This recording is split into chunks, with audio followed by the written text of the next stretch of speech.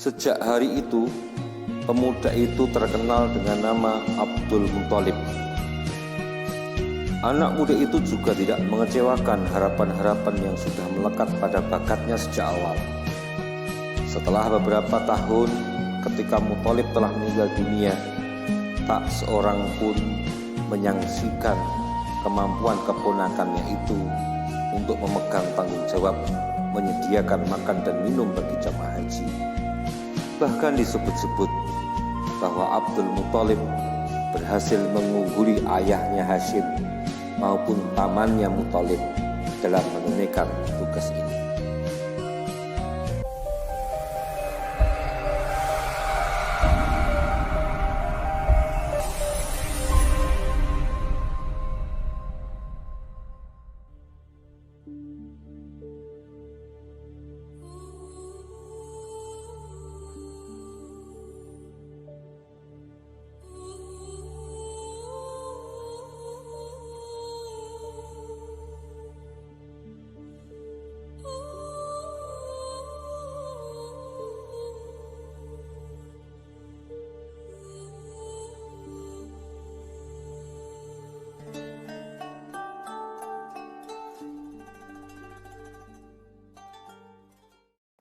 Di sebelah barat laut Ka'bah terdapat suatu daerah sempit yang dikelilingi tembok pendek berbentuk setengah lingkaran. Kedua ujung tembok itu berhenti di sudut sebelah utara dan barat rumah suci, menyisakan lorong sempit untuk lalu lintas para jamaah haji.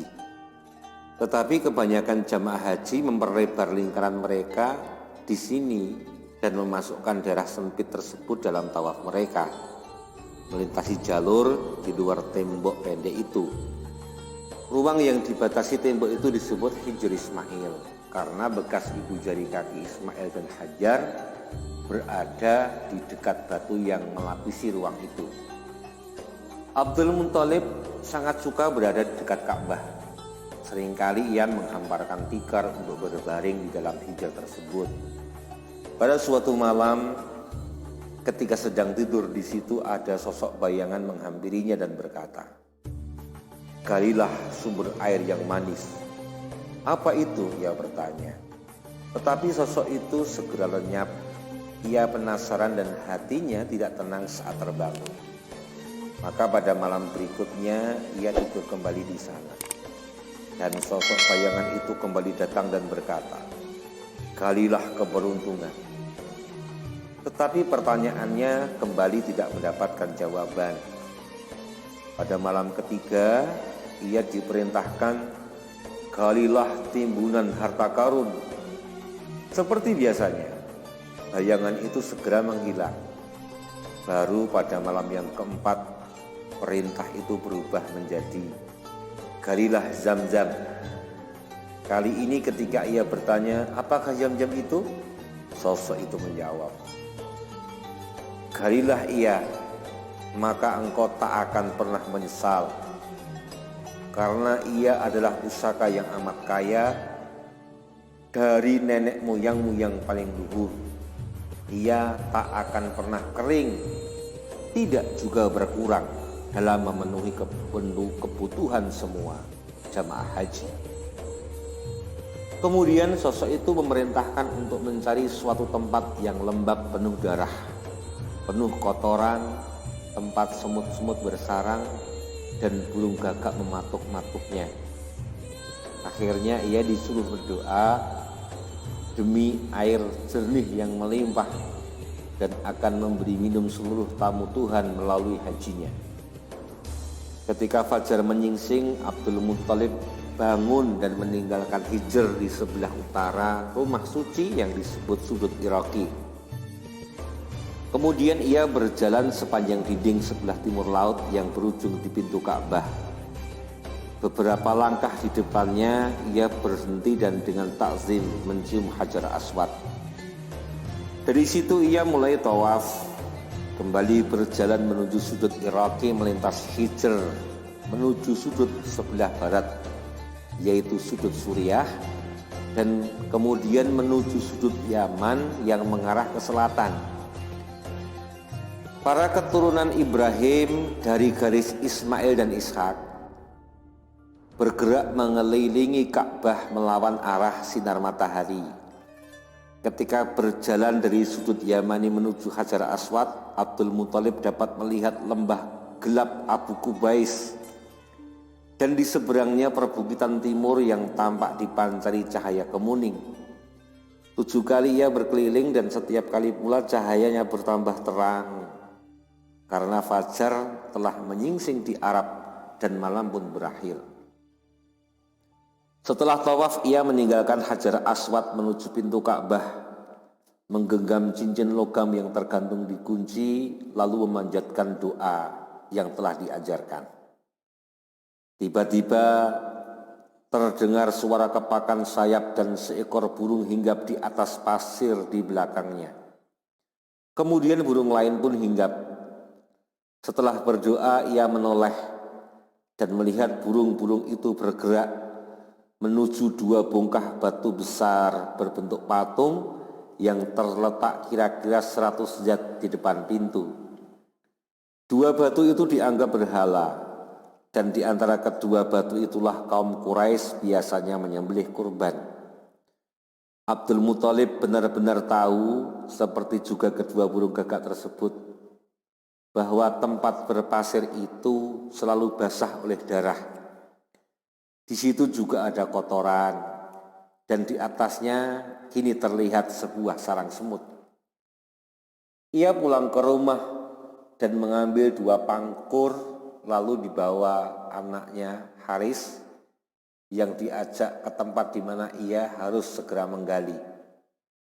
Suara gedebuk alat di atas pasir dan pemandangan yang aneh di tempat terbuka yang dapat terlihat dari segala penjuru itu segera mengundang perhatian orang, sehingga mereka berduyun-duyun mengerumuni Abdul Muthalib. Kendati pun mereka semua menaruh hormat kepada Abdul Muthalib, tak lama kemudian ia diprotes karena telah melakukan pelanggaran dengan menggali tanah yang disucikan di antara kedua berhala tersebut. Dan penggalian itu harus segera dihentikan. Abdul Muthalib bersikeras tidak akan berhenti dan menyuruh Haris agar tetap mendampinginya dan memperhatikan agar tak seorang pun menghalangi penggalian tersebut. Maka suasana menjadi tegang dan akhirnya atau berakibat yang mungkin tidak menyenangkan. Tetapi 2 keturunan Hashim itu telah bertekad dan sepakat untuk terus menggali, sementara para penonton menyaksikan dengan penuh keheranan. Berhala-berhala itu Isaf dan Nailah berkedudukan tinggi di Mekah.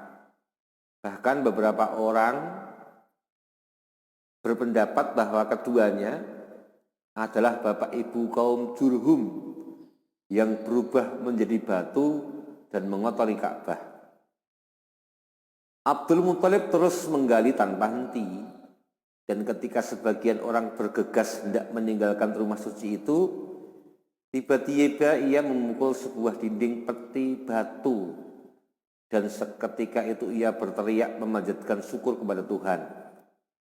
Masa pun kembali membludak, dan ketika ia mulai mengangkut harta karun peninggalan Jurhum yang dipendam di situ, setiap orang mengaku berhak untuk mendapatkan bagian.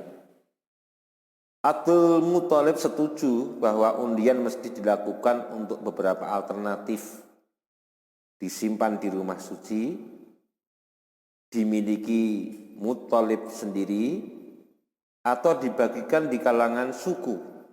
Itulah cara yang dikenal saat itu untuk memutuskan sesuatu yang mengandung keraguan-raguan.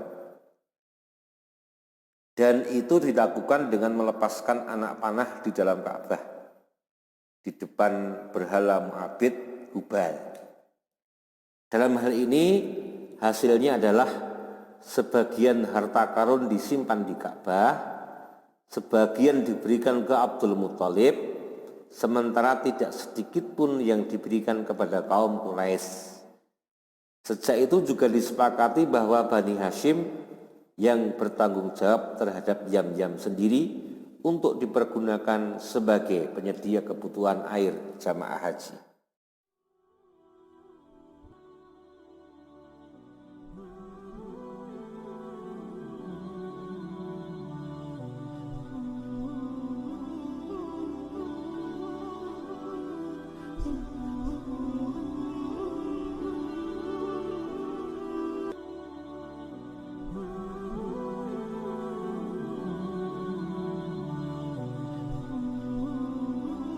Abdul Muthalib disegani oleh kaum Quraisy atas kedermawanan, kemampuan, dan kebijaksanaannya. Ia juga berwajah tampan dengan penampilan yang berwibawa. Kekayaannya menjadi salah satu pendukung semua keberuntungannya, dan kini ditambah lagi oleh kehormatan sebagai orang yang berhak merestorasi Yamyam.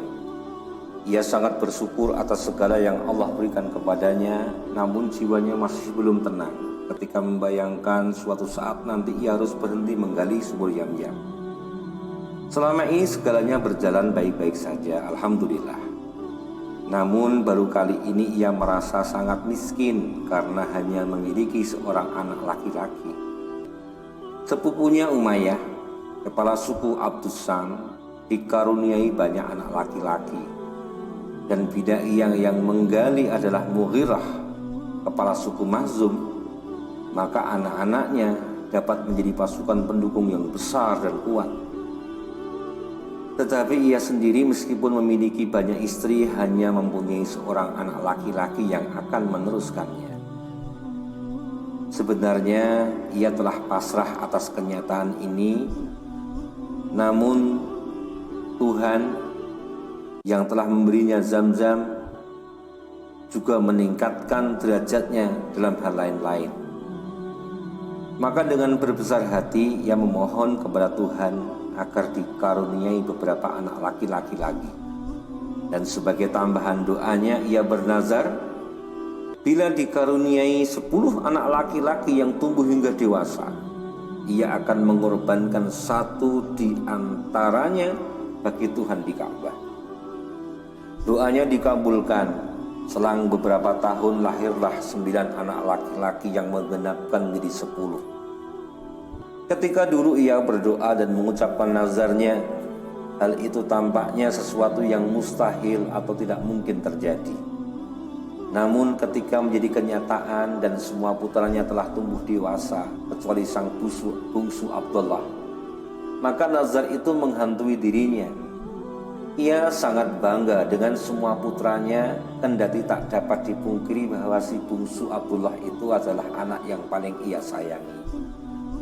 Mungkin Allah lebih menyayangi anak ini yang dia karuniai dengan ketampanan, dan barangkali Allah akan memilihnya untuk dikorbankan. Bagaimanapun juga, Abdul Muthalib adalah orang yang selalu menepati janji dan tidak pernah terbetik untuk mengingkarinya. Ia juga orang yang sangat adil dan penuh rasa tanggung jawab, yang berarti ia harus menjalankan nazarnya itu. Ia sangat berat menentukan siapa di antara putra-putranya yang akan dikorbankan. Maka tak lama setelah Abdullah menginjak dewasa, ia mengumpulkan seluruh putranya dan ia menyampaikan perjanjiannya dengan Tuhan dan meminta mereka mendukung pelaksanaan nazarnya. Anak-anaknya atau mereka tak punya pilihan lain kecuali setuju. Janji ayahnya adalah janji mereka juga. Lalu mereka bertanya apa yang harus mereka lakukan.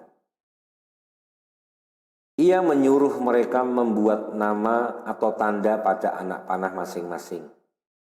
Sementara itu, ia mengundang pengundi panah resmi Quraisy untuk hadir di Ka'bah. Kemudian Abdul Muthalib menyuruh semua putranya untuk memasuki rumah suci itu. Ia pun menyampaikan keperluannya kepada pengundi panah itu berkenaan dengan nazarnya. Setiap anak menyerahkan anak panahnya dan Abdul Muthalib berdiri menjadi saksi di sebelah ubal, mengeluarkan sebilah pisau besar dengan menyebut nama Allah. Kumpulan anak panah itu diundi dan anak panah Abdullah yang keluar. Ayahnya pun menggandengnya sambil menggenggam pisau besar tadi. Ia menuntun putranya ke pintu, langsung menuju tempat pengorbanan, seolah-olah tak mau berpikir panjang lagi. Abdul Muthalib tidak memperhitungkan istri-istrinya, khususnya ibu Abdullah, Fatimah. Istri-istrinya yang lain berasal dari suku luar dan hampir tidak memiliki pengaruh di Mekah.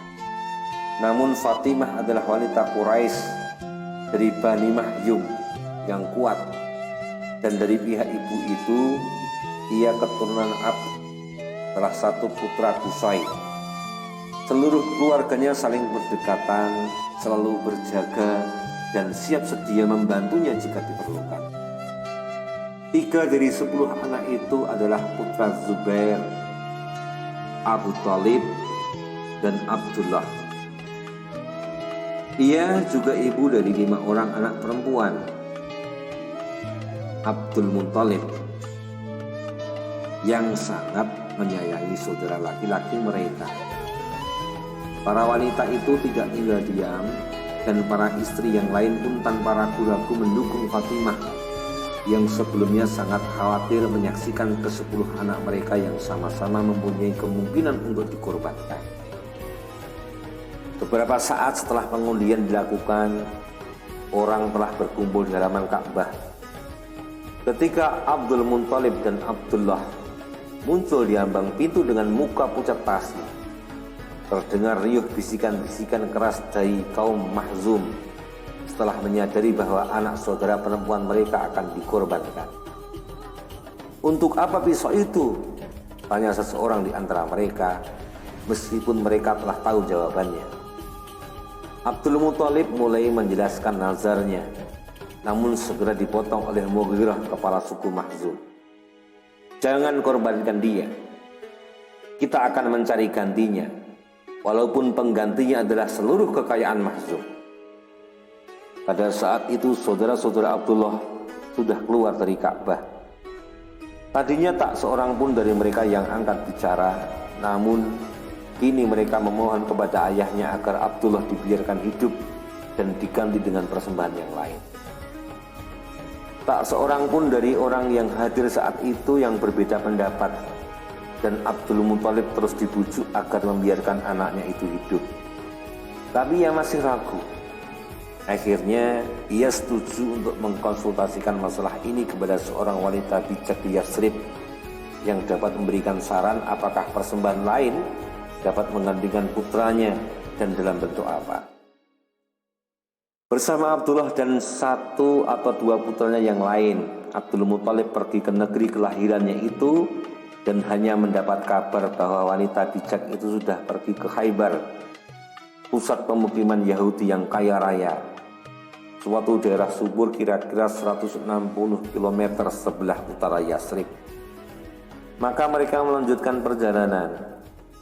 Ketika mereka berhasil bertemu dengan wanita itu dan menceritakan maksud kedatangan mereka, wanita bijak itu berjanji akan mengkonsultasikan dengan roh-roh keluarganya dan meminta mereka menemuinya lagi keesokan paginya. Abdul Muthalib berdoa kepada Allah, dan keesokan harinya wanita itu berkata, "Telah datang petunjuk kepadaku. Binatang apa yang kalian pelihara?" Mereka menjawab bahwa ada 10 ekor unta. "Kembalilah ke kotamu," pesannya, "dan tempatkanlah anak laki-lakimu dan 10 ekor unta itu berdampingan, lalu undilah mereka. Jika anak panah terjatuh di depan anak lelakimu, tambahkan 10 unta lagi dan untuk diundi kembali. Begitu seterusnya hingga Tuhan menerima unta-unta itu dan anak panahnya jatuh ke arah mereka. Dan korbankanlah unta-unta itu, sementara biarkanlah anakmu hidup." Mereka kembali ke Mekah segera dan dengan khidmat membawa Abdullah dan 10 unta ke halaman Ka'bah. Abdul Muthalib masuk ke dalam rumah suci itu dan berdiri di samping Hubal sambil memohon agar Tuhan menerima persembahannya. Pengundian pun dilakukan dan anak panah terjatuh di depan Abdullah. Maka 10 ekor unta lagi ditambahkan dan pengundian kembali dilakukan. Namun sekali lagi anak panah terjatuh di depan Abdullah. Begitu seterusnya, 10 demi 10 ekor unta ditambahkan hingga mencapai 100 ekor unta. Baru dalam jumlah itulah anak panah jatuh di depan unta-unta itu. Kendati demikian, Abdul Muthalib adalah orang yang sangat berhati-hati. Baginya sebuah anak panah belum cukup membuktikan untuk mengambil keputusan penting. Karena itu ia meminta mereka mengulang pengundian hingga 3 kali melepaskan anak panah, dan ternyata anak panah tetap terjatuh di depan unta-unta itu. Hal ini meyakinkan Abdul Muthalib bahwa Tuhan menerima penebusannya dan unta-unta itu pun disembelih sebagai kurban. Abdul Muthalib tidak menyembah Hubal. Ia selalu menyembah Tuhan Allah. Meskipun demikian, berhala Mu'abbid telah berdiri di rumah Allah selama beberapa generasi. Bagi kaum Quraisy, ia dianggap sebagai personifikasi barokah, berkah, suatu kekuatan spiritual yang melingkupi semua bagian rumah suci. Ada beberapa rumah suci lain yang lebih kecil di sekitar Arab.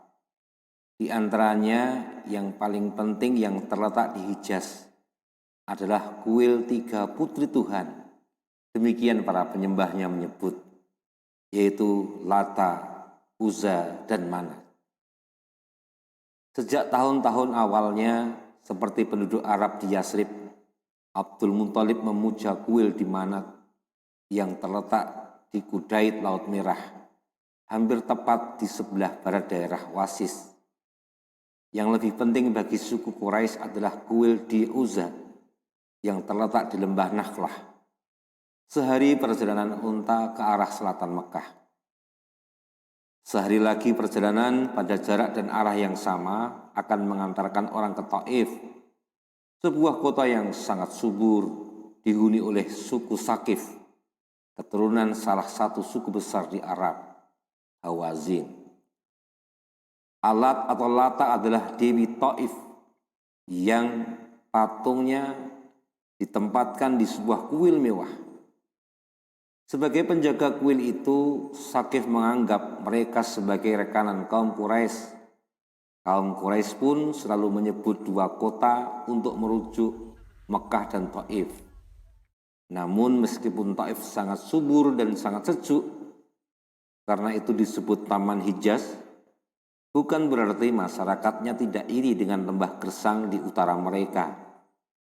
Sebab mereka sadar bahwa kuil mereka, betapapun mereka mempromosikannya, tidak dapat menandingi rumah Tuhan atau Ka'bah.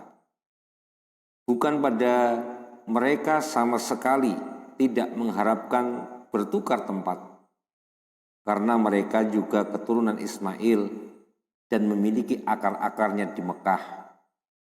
Sentimen-sentimen itu bercampur dan kadangkala meletupkan konflik. Sementara suku Quraisy tak pernah merasa iri terhadap siapapun. Mereka sadar bahwa mereka berada di pusat dunia dan di tengah-tengah mereka terdapat sebuah magnet yang menarik para jamaah haji dari seluruh penjuru. Hal itu menyebabkan mereka tak pernah berpikir untuk merusak hubungan baik dengan siapapun, baik di antara mereka sendiri maupun dengan suku-suku yang lain. Jabatan Abdul Muthalib sebagai tuan rumah jamaah haji yang datang ke Ka'bah menumbuhkan kesadaran dalam dirinya tentang hal-hal yang demikian. Fungsinya adalah sebagai pemersatu semua suku, dan pada tingkat tertentu, fungsi itu juga dipikul oleh seluruh orang Quraisy. Para jamaah harus dibuat merasa bahwa Mekah adalah rumah mereka, dan menyambut mereka berarti menghormati apa yang mereka sembah, termasuk berhala-berhala yang mereka bawa. Justifikasi dan otoritas untuk menerima berhala-berhala itu dan percaya terhadap keajaibannya adalah bagian dari tradisi Para leluhur mereka juga melakukan hal yang sama. Namun bagi Abdul Muthalib sendiri, Allah adalah realitas tertinggi dan ia tak ragu lagi lebih dekat ke agama Ibrahim ketimbang ke kepercayaan kaum Quraisy, Khuza'ah dan Hawazin serta suku-suku Arab yang lain pada masanya. Namun ada dan memang selalu ada sejumlah orang yang menegakkan agama Ibrahim secara murni. Merekalah yang menyadari bahwa itu jauh dari sikap tradisional. Penyembahan berhala adalah suatu bid'ah, inovasi ciptaan manusia, suatu bahaya yang harus dijaga dan dilawan. Bila merunut sejarah yang lebih panjang, Hubal tidak lebih baik daripada anak sapi emas Bani Israel. Para kaum Hanif, begitu mereka menyebut diri mereka, merasa tak bisa berbuat apa-apa berkaitan dengan berhala-berhala yang kehadirannya di Mekah mereka anggap sebagai suatu kotoran dan polusi. Penolakan mereka untuk kompromi dan seringnya mereka bicara belak-belakan tentang agama itu membuat mereka menjadi satu golongan pinggiran dalam masyarakat Mekah, di mana mereka dihormati, ditoleransi, ataupun diperlakukan buruk. Sebagian disebabkan oleh kepribadian mereka sendiri dan sebagian yang lain ditentukan apakah suku mereka bersedia melindungi mereka atau tidak. Abdul Muthalib mengenal 4 orang Hanif dan salah seorang yang paling dihormatinya adalah Waraqah, anak sepupu keduanya, Naufal dari suku Asad. Waraqah memeluk agama Kristen. Ada satu keyakinan di tengah-tengah kaum Kristen bahwa akan datang seorang nabi. Kepercayaan ini tidak tersebar secara luas, tetapi didukung oleh 1 atau 2 aliran besar gereja timur dan juga oleh para astrolog dan para peramal. Mengenai kaum Yahudi, karena menurut mereka garis keturunan nabi berakhir pada Mesias, hampir semuanya sepakat mengharapkan seorang nabi. Pendeta dan ulama mereka meramalkan bahwa tanda-tanda kedatangan seorang nabi telah tiba. Dan tentu saja nabi tersebut adalah seorang Yahudi karena mereka mengklaim diri mereka sebagai bangsa pilihan. Sementara kaum Kristen termasuk Waraqah meragukan hal itu. Mereka tidak melihat alasan mengapa nabi terakhir itu harus bukan orang Arab. Bangsa Arab lebih membutuhkan seorang nabi ketimbang kaum Yahudi yang setidaknya masih mengikuti agama Ibrahim dan hanya menyembah satu Tuhan dan tidak menyembah berhala. Lalu siapa lagi yang bisa meluruskan bangsa Arab dan kesalahan agama mereka kecuali seorang nabi? Di sekeliling Ka'bah, tidak seberapa jauh darinya, ada sekitar 360 berhala. Ditambah lagi dengan berhala-berhala kecil dan besar yang disimpan setiap rumah di Mekah sebagai penjaga rumah mereka. Pada setiap gerak mereka, khususnya ketika hendak bepergian jauh, mereka akan menghadap berhala dan bersujud di depannya untuk memohon berkah dan keselamatan.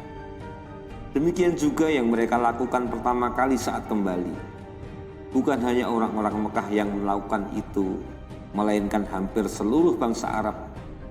Ada juga sebagian masyarakat Arab Kristen di daerah selatan yaitu di Najran dan Yaman, serta di daerah utara dekat perbatasan Suriah. Namun intervensi Tuhan yang terakhir yang telah memindahkan orang-orang Mediterania dan memperluas daratan Eropa tidak memberikan dalam kira-kira 600 tahun pengaruh apapun secara praktis bagi kaum penyembah berhala yang berpusat di kuil Mekah. Bangsa Arab di Hijaz dan dataran Najd ke umur tampaknya tidak tersentuh oleh pesan-pesan dalam Injil. Kaum Quraisy dan suku-suku pagan tidak memusuhi orang Kristen. Kaum Kristen kadangkala datang untuk memberikan penghormatan pada makam Ibrahim, dan kaum Quraisy menerimanya dengan baik seperti terhadap tamu-tamu yang lain. Lebih dari itu, seorang penganut Kristen dibolehkan, bahkan didorong untuk membuat lukisan perawan Maria dan anaknya Kristus pada salah satu bagian dalam dinding Ka'bah yang jelas-jelas akan tampak mencolok karena begitu berbeda dengan gambar-gambar yang lain. Tetapi kaum Quraisy tidak melihat perbedaan itu. Bagi mereka, hal itu hanya menandai bertambahnya jumlah berhala yang telah ada. Hal itu juga merupakan wujud dari toleransi mereka yang membuat mereka begitu kukuh. Tak seperti sebagian besar orang sukunya, Waraqah dapat membaca dan telah mempelajari Injil dan teologi. Karena itu ia mampu melihat bahwa dalam suatu janji Kristus yang umumnya oleh umat Kristen dianggap merujuk ke mukjizat Pantekosta, tidak ada satu elemen pun yang tidak cocok dengan mukjizat itu dan mesti dirujukkan ke sesuatu yang lain, yaitu sesuatu yang belum terpenuhi. Bahasanya kurang jelas atau kriptik, tapi tersirat dalam kalimat, ia tak akan berkata tentang dirinya, namun segala yang dapat ia dengar, itulah yang akan ia katakan. Waraqah mempunyai saudara perempuan yang sangat dekat dengannya, yaitu Qutailah. Waraqah sering membicarakan berbagai hal dengannya. Kata-kata Waraqah sangat membekas dalam batinnya bahwa akan datang seorang nabi. Akankah ia datang di tengah-tengah mereka? Pada saat pengorbanan unta bagi Abdullah telah dilakukan dan diterima, Abdul Muthalib berpikir untuk mencarikan istri bagi putra kesayangannya itu. Setelah menimbang-nimbang, pilihannya jatuh kepada Aminah, putra Wahab, cucu Zuhrah, yaitu saudara Qusay. Wahab adalah pemimpin Bani Yukhrah, namun telah meninggal beberapa tahun silam. Kini Aminah diasuh oleh pamannya Wuhaib yang meneruskan jabatannya sebagai pemimpin kabilah Wuhaib sendiri. Wuhaib sendiri memiliki seorang anak perempuan yang telah mencapai usia menikah bernama Halah. Abdul Muthalib melamar Aminah untuk dinikahkan dengan putranya dan Halah untuk dinikahi dia sendiri. Wuhaib setuju, maka segera dilakukan berbagai persiapan untuk pesta dua pernikahan pada waktu dan tempat yang sama. Pada hari yang telah ditentukan, Abdul Muthalib menggandeng putranya dan bersama-sama mendatangi kediaman Bani Yukhrah.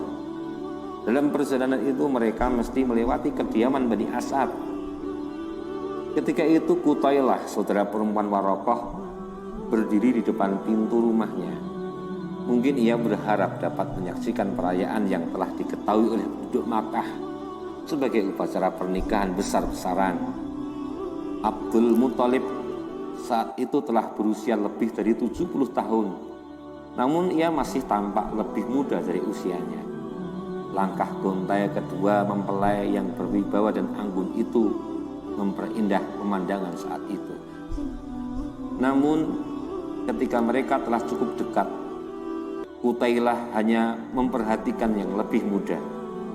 Abdullah dalam hal ketampanan adalah Yusuf pada zamannya. Bahkan orang-orang Quraisy yang sangat tua pun tak dapat lagi membedakan kesamaannya. Ia kini berusia 25 tahun saat mekar-mekarnya pada usia mudanya. Namun Qutailah terpesona seperti yang terjadi pada kesempatan lain, namun tidak sedahsyat kali ini. Pada cahaya yang memancar dari wajahnya, yang menurutnya memancar dari luar dunia. Apakah Abdullah adalah nabi yang tengah dinanti-nantikan? Atau ia adalah bapak sang nabi? Mereka telah melewati Qutailah, dan tiba-tiba terbersit keinginannya untuk menyapanya. Ia berseru, "Abdullah!" Abdul Muthalib melepaskan gandengannya, seakan-akan menyuruh putranya berbicara dengan sepupunya itu. Abdullah mundur untuk menemuinya. Qutailah bertanya kepada Abdullah, kemana ia akan pergi. "Bersama ayahku," jawabnya singkat. Bukan karena malu-malu, melainkan ia yakin Kutailah pasti tahu dirinya sedang dalam perjalanan menuju pelaminan. Tetaplah di sini dan jadikanlah aku istrimu, kata Kutailah. Dan engkau akan memiliki sejumlah unta yang telah kukurbankan untukmu. Aku harus menuruti ayahku, aku tak dapat melanggar keputusannya dan aku tak mungkin meninggalkannya, jawab Abdullah. Pernikahan pun dilangsungkan sesuai rencana. Dua pasangan pengantin itu tinggal beberapa hari di kediaman Wuhaib. Pada waktu itu Abdullah keluar untuk mengambil sesuatu dari rumahnya sendiri. Dan ia bertemu lagi dengan Kutailah, saudara perempuan Waraqah. Mata Kutailah menatap wajah Abdullah dengan seksama ketika ia berhenti di dekatnya. Abdullah berharap Kutailah mengajaknya bicara. Maka ketika Kutailah diam saja, Abdullah bertanya mengapa ia tak berkata lagi seperti kemarin.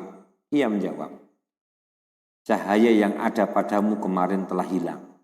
Hari ini engkau tak lagi bisa memenuhi harapanku.